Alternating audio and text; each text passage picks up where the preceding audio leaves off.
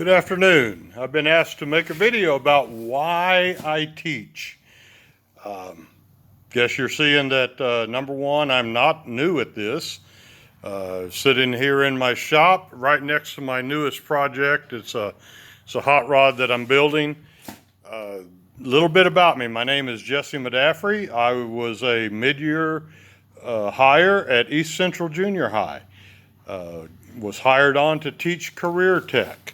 You say, what does an old guy know about career tech? Well, the first 20 years of my life I spent down in South Texas, Santa Rosa, Texas, in the barrios, in the cotton fields, chopping cotton, picking cotton, irrigating, doing all that type of stuff at a little high school, a little school there, and had teachers. Some were good, some were, let's just say, weren't my favorite.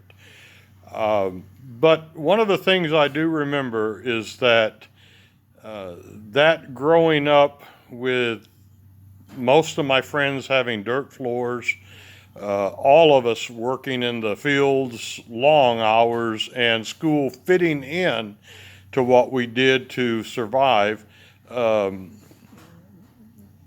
really made me who I am. It taught me how to work hard. The next 20 years of my life, I spent with John Deere, being a mechanic. Traveled all over the place, repairing stuff, worked in some research and development, and in my final few years with John Deere, I headed up 3 service departments there in the Rio Grande Valley of South Texas. Wife and I had no intentions of ever leaving. We had our farm, we had our jobs, we had our families all there, but in 1994 we packed up and went to Colorado Springs, where I attended Nazarene Bible College to learn how to be a pastor. I said I would do and go anywhere, do whatever I was called and needed to do, but I just did not want to go to Oklahoma. Guess what? I moved here in 1997. Started driving a school bus with Skiatook Public Schools, and shortly after that they asked me to start substitute teaching, and I did. And I found out that that was really what was close to my heart. I love teaching students, love being with the students, love encouraging them.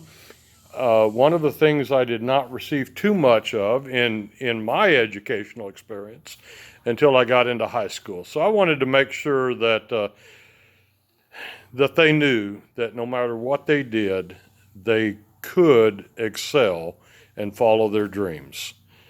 Last year at this time, I was receiving my first certificate to teach. Skiatook did not have a spot that I could fit into. And one of the former principals told me, well, apply in Tulsa.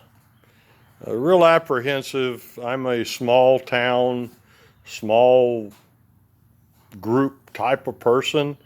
Tulsa was just that big place north of here, or south of here, I'm sorry. I live in Skiatook. And but I finally sent an application in and got a phone call early December, and went and spent 9 weeks face-to-face with some fantastic 7th and 8th graders there at East Central. They touched my heart. I saw a lot in them that reminded me of myself and my classmates from back in the 60s. And I wanted to make sure that I could encourage them. Well, COVID hit, and well, when I said goodbye, standing out there at spring break, said see you later, I had no idea that would be now almost August, and I still haven't seen them face to face.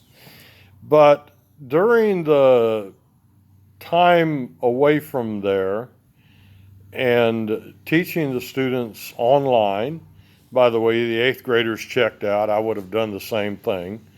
But the 7th graders, what I found out is they started checking in on me. I was checking in on the ones I was assigned to check into, but when they started contacting me, it showed me that I did make a difference. And be honest, East Central Junior High is a difficult assignment.